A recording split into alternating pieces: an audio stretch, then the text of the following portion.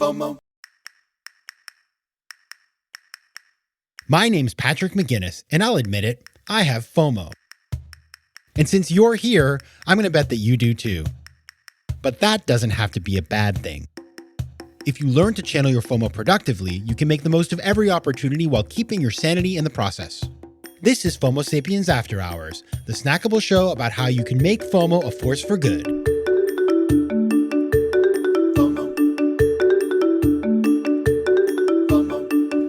Hey everybody, welcome back to After Hours. As you recall, last week we had a great conversation with Susan McPherson talking about being a connector and connectivity and getting back to life and being able to talk to people at cocktail parties or networking events and not being, a little awkward, which that's very natural. I've certainly been super awkward myself. I apologize to any of you I've spoken with in real life that think, oh my goodness, what's going on with Patrick?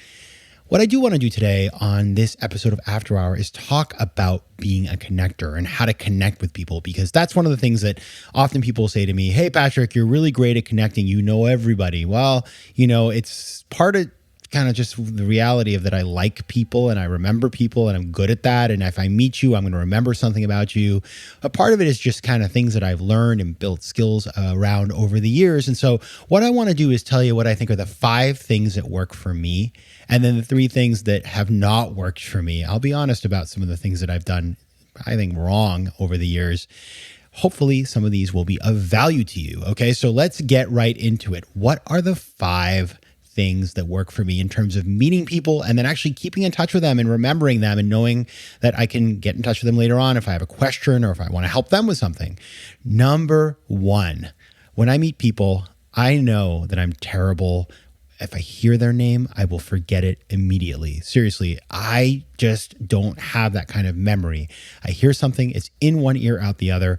I am much better with visual memory. If I see a name written down, I will generally remember it. So I make sure when I meet people, I try to write their name down right away.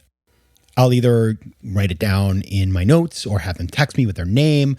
I just need to make sure that I see it on paper, and then I have a much better chance of actually remembering who they are. And then I'll go back and look for it later on. Maybe, in 3 months, I'm like, what was the name of that person? Well, if it's written down somewhere, I have a much better chance of finding it. I also have spreadsheets full of people's names that I've met over the years in different groups. And so I'm able to go and find those things. Now, I'm not super organized. I don't have like a CRM, and I wish I did. Maybe I should have that. But it has worked for me so far generally pretty well. And the second thing is that I establish a digital communication, a digital connection very quickly. So I will either connect on Instagram or LinkedIn or Facebook right away. And there's a reason, if you've ever, I guess you can't see it from your side, but I have like 15,000 LinkedIn connections. I haven't met all those people. Frankly, I'll accept just about anybody because I view this as a sort of a digital address book. But I like to connect with people on LinkedIn because I can find them later on. There's a picture, there's information about the person. And so it kind of jogs my memory about somebody I meet. Or if it's somebody that I think I want to be more friends with, we'll go for the Instagram or the Facebook. But I like to have that digital connection because, for example, say I meet somebody, 3 years ago through a friend, and then I know I'm going to bump into them a little later in the day. And I'm like, oh boy, when I see that person, God, what was their name? I can't quite remember. Well, I know on Facebook, if I look at our mutual friend, I can see if we're connected and I can find that person's name. Because you know what I hate? Not knowing somebody's name, because I know it's a weakness. And I also know that you have to call people by their name whenever you can. So that's number 2, establish a digital connection. Number 3, when chatting with people, listen, one of the occupational hazards of having a podcast is that you start interviewing everybody you meet. And I think in general, it's a quality that is a positive. And so I just try to ask questions that I'm interested. I'm not interviewing somebody and trying to ask obtrusive things or saying things like, oh, how much did you make last year? Or like, how many kids do you have? Or whatever those things are that are just a little bit too personal. But I'm generally a curious person. And so I think anybody appreciates when you ask them questions that are generally curious, that are coming from the right place where you're just trying to learn and connect. And that creates the basis for a deeper connection and a real conversation. And then, by the way, you'll learn stuff that you will remember. And so next time you see the person, you'll have something to talk about. So get into the questions, not obtrusive, but nice questions that actually get into the substance of what this person is about. Next, stay calm. So this was when I was much younger, I would get so excited when I would meet somebody new. I was like frothing at the mouth. It was very intense. People would just be like, this guy, Patrick, a lot of personality, that's good, but boy, he comes on strong. And I listen, I heard that feedback over the years. I listened. And so now I'm a lot chiller. And what I tend to hear from people, which is really nice, is, hey, you have good energy, because I'm a positive person. I put things out there. I'm friendly and outgoing, but I'm not manic. It's not like you have manic energy. And so I think thinking about staying calm and not being too aggro and not being like, we should hang out every day and I'm going to text you 53 times and I want to know all your personal details and I'm going to just talk at you. That doesn't work. It's not a good look. So, I just try to manage that. And by the way, sometimes I mess up because I do get excited. And so it's something that I have to be aware of and have a little bit of control to not freak out, especially when I meet people that I've been waiting to meet or I'm excited to meet, or we have a lot in common together. I just stay calm. Finally, do not transactionalize. And this can be really hard. There's the classic, like, you meet somebody at a networking kind of thing, and then you say, well, I can help you with these 3 things. And then you start asking them to help you with things. And then you start emailing them and ask them to do stuff. And it just becomes like this weird connection where, and it's happened to me sometimes. It's like all of a sudden I met somebody for 3 minutes and then they want all these intros. And I'm like, boy, I just created a ton of work for myself. Like, why the heck was I ever nice to you? And so I would say just recognize that when you meet somebody, if they offer to help you, do follow up, but just be smart and respectful about using other people's times and connections, because especially when you just know somebody, you may know a lot about them. Maybe you've researched them and you feel like, you know who they are, or you have friends in common, but you have no idea what they know about you or what they think about you. And so you want to make sure that you build something a bit more organic. And I think we talked about that with Susan last week. And I think she has sort of the right take on that, but it's something worth thinking about. Now, here are the things that do not work, okay? And if you do these things, you just stop right now, because they're just not going to help you out in any of the things you're doing in terms of meeting new people. Number 1, stop being creepy, or don't be creepy, I should say. And this is, by the way, this goes back to my sort of overly excited ways of my tragic youth.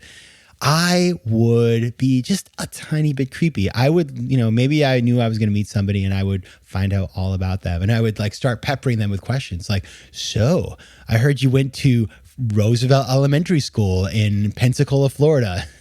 People are like, oh my God, who is this guy? It's nice. You may know information about somebody, but maybe just let them tell you, rather than telegraphing that you have deeply researched their entire life. And I think that can be really, really hard to do when you want to get at something in a conversation. But listen, I would say it's just one of those things that the more you know about somebody and the more you kind of lean into that to the point where it's kind of like you've clearly been stalking them, the more you can push them away, and nobody wants that. So just be careful there. And especially in dating contexts, that happens all the time. It's like, oh, I know where you live. I drove by your house 7 times last week. That's not sexy. That's just creepy. So don't do that. Number 2, do not spam. If you meet somebody new and you connect with them, number 1, I think avoid connecting with them on 14 different social networks. It's like, if I just met you when we connected on LinkedIn, and then I get the Instagram, Facebook, TikTok,